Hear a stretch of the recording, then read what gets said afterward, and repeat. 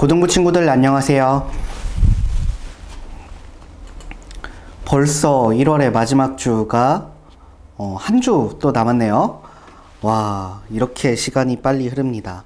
여러분들 2021년에 계획했던 일들 조금씩 실천하고 있나요?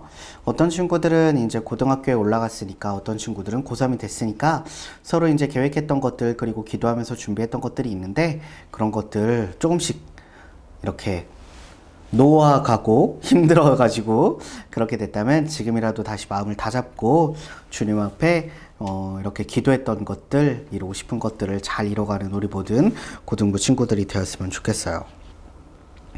오늘 여러분들과 함께 나눌 하나님의 말씀은 마태복음 18장 21절에서 27절까지의 말씀입니다. 신약성경 마태복음 18장 21절에서 27절. 제가 여러분들 찾아서 읽어줄 테니까 여러분들도 꼭 성경을 함께 찾아보면서 읽어줬으면 좋겠어요. 그때 베드로가 나와 이르되 주여, 형제가 내게 죄를 범하면 몇 번이나 용서하여 주리이까? 7번까지 하오리이까? 예수께서 이르시되 내게 이르노니 7번뿐 아니라 7번을 70번까지라도 할지니라. 그러므로 천국은 그 종들과 결산하려 하던 어떤 임금과 같으니, 결산할 때에 10,000달란트 빚진 자 하나를 데려오매 갚을 것이 없는지라. 주인이 명하여 그 몸과 아내와 자식들과 모든 소유를 다 팔아 갚게 하라 하니, 그 종이 엎드려 절하여 이르되 내게 참으소서, 다 갚으리이다 하거늘 그 종의 주인이 불쌍히 여겨 놓아 보내며 그 빚을 탕감하여 주었더니. 아멘. 오늘 여러분들과 함께 나눌 하나님의 말씀의 제목은 용서받은 죄인이라는 제목으로 함께 나누도록 하겠습니다. 요즘 TV를 보고 있으면 참 많이 나오는 광고 중에 하나가요, 한 가지는 보험인 것 같고 한 가지는 대출인 것 같아요. 여러분들 대출이 뭐 하는 건지는 알죠? 이렇게 남의 돈을 빌리는 거예요. 빌리는 거. 가장 많이 하는 광고 중에 하나도 바로 이 대출 회사의 광고인 것 같아요. 대출업을 주로 삼고 있는 은행들이나 혹은 이제 뭐 다른 오땡땡 저축은행이라던가 러땡땡 캐시라던가 다른 많은 것들이 있죠. 그런 것들은 대출이라는 것이 괜찮아, 대출해도 나쁘지 않아, 대출해도 너의 인생에 그렇게 크게 어려움을 주지 않아 라고 말하는 것 같지만, 사실 이 대출이라는 건요, 말 그대로 빚입니다. 빚. 내가 갚아야 될 거예요. 여러분에게 빚이 있다고 가정을 해봅시다. 이 빚을 갚는 데는 두 가지의 방법이 있어요. 어떤 방법이 있을까요? 첫 번째 방법은 말 그대로 내가 열심히 돈을 모아서 빌린 사람에게, 빌린 그 은행에게 돈을 다 갚으면 빚이 없어지는 거예요. 돈을 다 갚았는데 빚이 있다고 하는 사람은 없겠죠. 이게 바로 첫 번째 빚이 없어지게 하는 방법이에요. 너무나 당연한 방법이죠. 그리고 두 번째 방법이 있어요. 두 번째 방법은 뭐냐면요, 바로 탕감이라는 겁니다. 예를 들어 제가 가온이에게 빚을 졌어요. 가온이에게 빚을 졌는데 제가 너무 불쌍해 보이는 거예요. 가온이가 전사님 괜찮아요, 그럼 갚지 마세요, 제가 그 빚을 탕감해 드릴게요 라고 하면 그 빚은 탕감이 돼서 제가 갚을 필요가 없는 거예요. 그런데 여러분, 빚을 다 갚는 것들은 여러분들이 봐왔지만 탕감해 주는 건 여러분들 흔히 볼 수가 있습니까? 아니죠. 탕감해 주는 건 정말 흔히 볼 수가 없어요. 확률이 되게 없는 일이에요. 그런데 오늘 우리가 읽은 말씀에는 이 일어날 확률이 없는 일에 대해서 이야기를 해주고 있습니다. 먼저는 예수님과 베드로가 용서에 대해서 이야기를 나누고 있었어요. 베드로가 예수님께 질문을 했죠. 예수님, 저에게 잘못한 일이 있는 형제라면 제가 그 사람을 몇 번이나 용서해 줘야 될까요? 제 생각에는요, 이 본문을 읽다가 베드로가 7번이라는 단어를 말한다는 건 굉장히 대단한 결심을 하고 말한 걸 거예요. 여러분, 친구가 여러분들에게 한 번 큰 실수를 한다고 칩시다. 그래요. 근데 한 번은 넘어가 줄 수 있어요.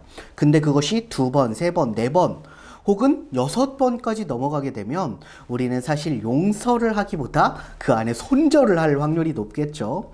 그런데 베드로는 7번이라도 용서해 줘야 됩니까? 라고 물어본 걸 보면 7번까지 용서해 줄 자신이 있었던 것 같아요. 실로 대단히 넓은 마음이라고 볼 수가 있습니다.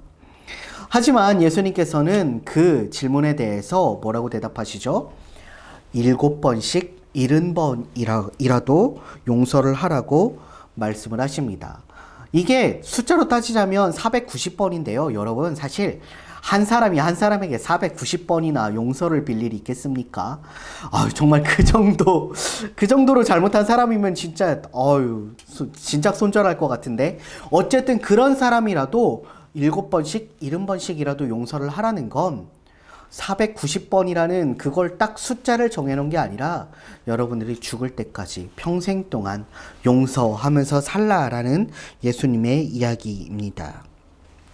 예수님께서는 그 용서법에 대해 이야기하시면서 뒤에 천국에 대해서 쭉 이어서 말씀을 해주고 계세요. 천국에 어떤 임금과도 같은 이야기를 하고 있습니다. 어떤 임금일까요? 바로 자신에게 주어진 빚 10,000달란트를 갚아주는 임금이라고 합니다. 여러분, 옛날에 달란트 시장 많이 해봤나요? 달란트 시장에서 여러분들 1달란트면 연필 한 자루 살 수 있고, 5달란트면 떡볶이 먹을 수 있고, 10달란트, 20달란트면 내가 사고 싶은 인형을 살 수 있고. 그래서 여러분, 이 달란트라는 개념이 굉장히 조금 우리가 생각할 때는 되게 낮은 개념이고 돈이 얼마 안 되는 개념 같지만, 사실 이 달란트라는 개념은요, 황금을 잴 때 쓰는 무게단위예요. 무게단위. 그러니까 이 1달란트가 계산을 해보면 억 단위가 넘어가요. 억 단위. 근데 이 1달란트를 여러분들은 물 쓰듯이 펑펑 막 썼죠. 나 이번에 달란트 잔치 때, 달란트 시장 때 몇백 달란트 모았어. 짱짱 부자인 겁니다. 어쨌든. 근데 오늘에 나오는 이 종은 무려 임금에게 10,000달란트를 빚졌다고 해요. 10,000달란트나 빌려준다는 사실도 놀랍지만 10,000달란트나 빌려줬다라고 합니다. 근데요, 놀랍게도 오늘 본문을 쭉 보게 되면 여러분, 이 10,000달란트라는 돈을 누가 탕감을 해줍니까? 바로 주인, 임금이 탕감을 해줍니다. 바로 천국이 이런 곳이라는 거예요. 탕감을 해준다는 것은 사실 쉬운 일만은 아닙니다. 어떤 목사님 한 분의 이야기를 들었어요. 그 목사님께서는 어렸을 때 굉장히 어려운 시절을 보냈대요. 여러분들은 지금 급식을 그냥 먹고 있지만, 저 어렸을 때만 해도 급식비를 항상 내야 됐거든요. 그래서 저도 급식비를 못 낼 때가 가끔 있었는데, 그 목사님은 집이 빚쟁이들한테 쫓겨다닐 정도로 진짜 많이 힘들었나 봐요. 그러니까 급식비가 뭐야. 친구들이랑 먹으러 갈 때도 따라가지 못하고요. 간식 하나 먹고 싶어도, 매점 한 번 가고 싶어도 가지 못했는데, 그때마다 어떤 한 친구가 돈을 계속 빌려준 거예요. 그땐 참 고마웠겠지만 내 마음의 빚이 점점 쌓였겠죠. 근데 그 친구에게 마음의 빚을 갚을 새도 없이 졸업을 하게 되고, 이제 그 친구와 연락이 끊기게 되었는데, 어느 날 그 친구에게서 연락이 왔다고 합니다. 나의 아버지가 돌아가셨다고. 그래서 그 친구에게 아버지, 이제 문상을 가기 위해서 그 친구를 찾아갔을 때 그 친구가 손을 꼭 잡아주는 거예요. 근데 그 목사님이 마음의 빚이 있었잖아요. 친구에게 이야기하는 겁니다. 친구야, 내가 그때 진짜 어려웠는데 지금은 너에게 갚을 수 있을 것 같아. 내 마음의 빚, 내 물질의 빚을 갚으려고 하는데 어떻게 갚으면 좋을까라고 이야기하니까 그 친구가 이야기합니다. 야, 내가 이렇게 힘들 때, 내가 아버지가 돌아가셔서 이렇게 문상을 받고 있을 때 너가 이렇게 와준 것만으로, 우리가 다시 만난 것만으로 그 빚은 다 없어졌어 라고 이야기를 해주는 거예요. 그때 목사님은 딱 느꼈다고 합니다. 빚은 내가 꼭 갚으려고 해서만 갚아지는 것이 아니라, 빚을 지게 해준 사람이, 내가 갚아야 될 그 사람이 너 빚 없어, 너 탕감됐어 라고 하면 갚아진다라는 사실이에요. 사랑하는 고등부 여러분, 우리는 모두 죄인입니다. 우리는 사실은 10,000달란트보다 더 큰 빚을 지고 있어요. 사실 10,000달란트든 100,000달란트든 1,000,000달란트든 어쩌면 그 이상의 돈이든 세상에서의 물질은 결국에는 갚아질 수밖에 없습니다. 왜냐하면 우리는 결국 죽기 때문이죠. 그런데 어떻게 보면 그것보다 더 갚기 힘든 빚이 있는데 그것은 바로 우리 죄악의 빚입니다. 그 빚은요, 돈으로도 해도 갚을 수 없고요, 권력으로 해도 갚을 수 없어요.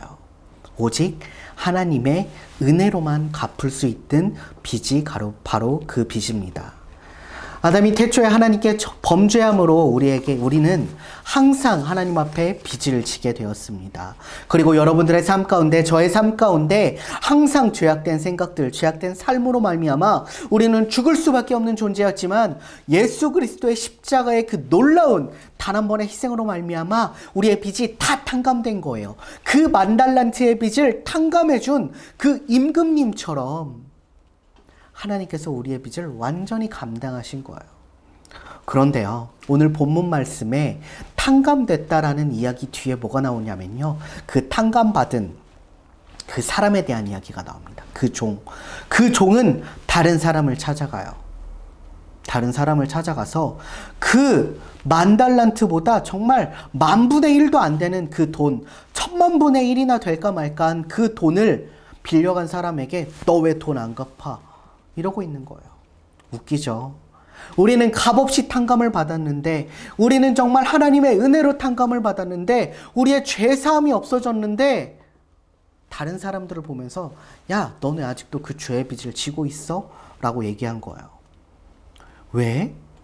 우리가 잘해서 죄의 빚이 감당된 게 아니잖아요. 우리가 잘해서 하나님께서 그 빚을 없애주신 게 아니에요. 하나님께서는 그냥 우리를 사랑하셔서 그 빚을 없애주신 거예요. 그런데 우리는 그것도 모르고 다른 사람들 앞에서 정죄하고 용서하지 못하는 우리의 모습을 발견하고 있을 때가 있습니다. 사랑하는 고등부 여러분, 저는 여러분들이 주님 안에서 용서하길 원합니다.